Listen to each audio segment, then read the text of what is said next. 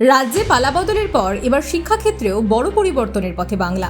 চালু হতে চলেছে জাতীয় শিক্ষানীতি অর্থাৎ এনইপি 2020। পরীক্ষা ও মূল্যায়ন ব্যবস্থায় পরিবর্তনের লক্ষ্যে বিদ্যাসাগর ভবনে শুরু হলো 5 দিন ব্যাপী বিশেষ কর্মশালা।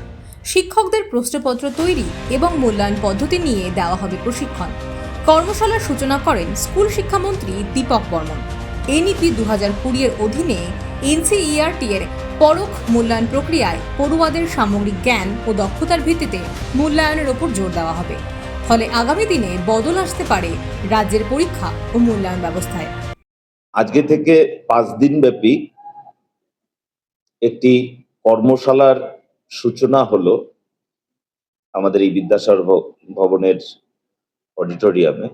বিষয়টি হলো পরখ, অর্থাৎ এটি একটি আমাদের এনইপি 2020, যেটা আমরা জানি যে আমরা পশ্চিমবঙ্গ একটু ধীরে চলছি এই বিষয়টার উপরে।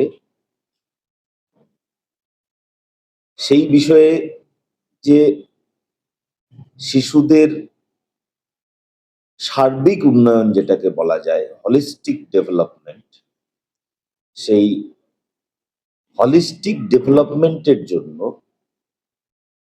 সেটাকে জাজমেন্টের জন্য তাদের যে রিপোর্ট কার্ড, সেই রিপোর্ট কার্ডেরও বেশ কিছু পরিবর্তন হয়েছে, যেটাকে এখন বলা হচ্ছে হলিস্টিক রিপোর্ট কার্ড। এবং তার যে বিভিন্ন প্যারামিটার গুলো আছে,